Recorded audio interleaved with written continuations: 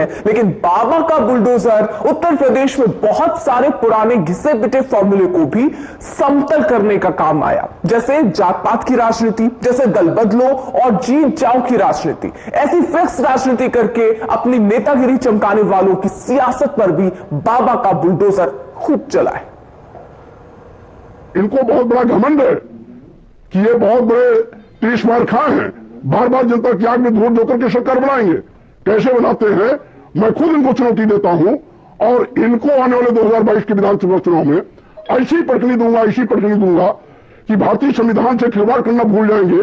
मैं इनको हैसियत बता दूंगा। स्वामी प्रसाद मौर्य, जिनके बीजेपी को पटकनी देने के मंसूबे को योगी के बुलडोजर ने कुचल दिया। स्वामी प्रसाद मौर्य कोई कच्चे खिलाड़ी नहीं, योगी और मोदी को दोनों को ऐसा नचा के पटकूंगा कि इनको ही पाला पड़ेगा कि किसी स्वामी प्रसाद मौर्य से मेरा आमना सामना पड़ा जाए। जो स्वामी प्रसाद मौर्य योगी और मोदी को सबक सिखाने का दावा करते थे, उन्हें फाजिल नगर की जनता ने ऐसा पाठ पढ़ाया कि अब उनका सियासी भविष्य अंधकार में है। बीजेपी बहुत गलत मुगालते में है। इसका तो आंकड़ा दहाई में सिमटने जा रहा है। ये लड़ाई में कहीं है ही नहीं है। 100 का आंकड़ा नहीं छू पाएंगे ये स्वामी प्रसाद मौर्य अपनी राजनीतिक भविष्यवाणी करेंगे। ओम प्रकाश राजभर, जो 2022 के चुनाव में बीजेपी को मिटाने का दावा कर रहे थे, उन्हें योगी के बुलडोजर ने कहीं का नहीं छोड़ा। जब तक उत्तर प्रदेश से भारतीय जनता पार्टी की विदाई नहीं कर दूंगा, तब से चैन से नहीं बैठूंगा। हम बनारस छोड़ के बलिया बस गए, बलिया में 7 सीट हो, चुनौती देते ला, 1 सीट बीजेपी न जीती, मऊ में न जीती, आजमगढ़ में न जीती। कोई बीजेपी के नेता को बुला के बहस कर लीजिए, 1 सीट जीत जाएंगे तो राजनीति छोड़ दूंगा, फिर आपके सामने नहीं आऊंगा। जयंत चौधरी, जो पश्चिमी उत्तर प्रदेश में बीजेपी की चर्बी निकालने की बात करते थे, उनका दावा योगी के बुलडोजर के सामने ठहर नहीं सका। ऐसा भर भर के वोट दो, ईवीएम की मशीन को ऐसा भर के दो, नलके के बटन, हैंडपंप के बटन को ऐसा दबाओ कि भारतीय जनता पार्टी की जो चर्बी चल रही है, सारे नेताओं की चर्बी उतार दो आप।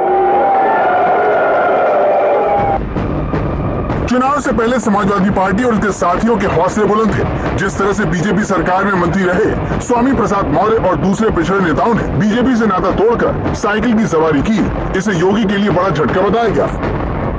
लेकिन 2022 के चुनाव में तमाम सियासी तूफान के बावजूद योगी का बुलडोजर न सिर्फ खड़ा रहा, बल्कि उसने बीजेपी के लिए सत्ता का रास्ता साफ कर दिया। ये जीत हमें जवाबदेही का एक नया संकेत भी देता है।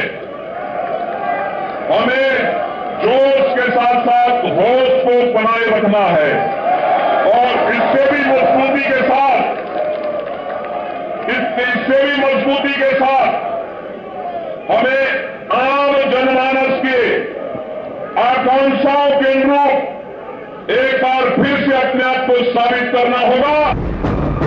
अखिलेश के वादों पर योगी के उपयोगी होने में 5 बातों का विशेष स्थान है, जिसमें बेहतर कानून व्यवस्था, महिलाओं का समर्थन, मुफ्त राशन योजना, बेदाग छवि और दलित वोटों का साथ आना। बीजेपी के लिए अखिलेश के छोटे दलों के साथ गठबंधन के चैलेंज से मुकाबला करने के लिए दलित वोटों का दाव काम आया।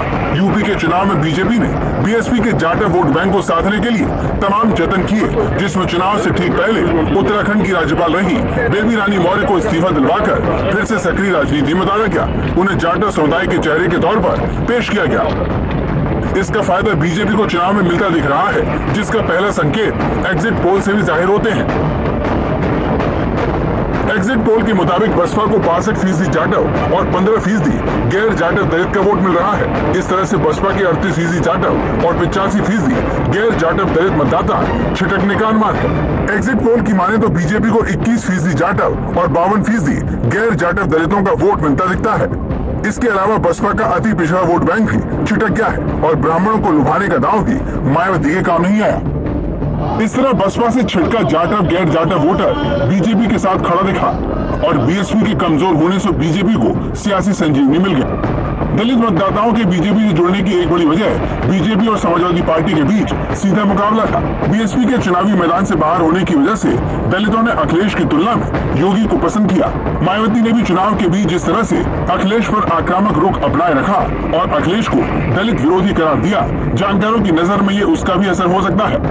जनता जनार्दन ने जो इसमें व्यापक अपना समर्थन दिया है, चुनाव के प्रति हमने देखा है, खासतौर पर आधी आबादी माताओं ने, बहनों ने, बेटियों ने आगे आकर के भारतीय जनता पार्टी को जो प्रचंड बहुमत दिया है अपने सहयोगियों के साथ में, आज इसका परिणाम है कि भारतीय जनता पार्टी इतिहास बनाने जा रही, उत्तर प्रदेश के अंदर इतिहास बनाने की ओर अग्रसर है।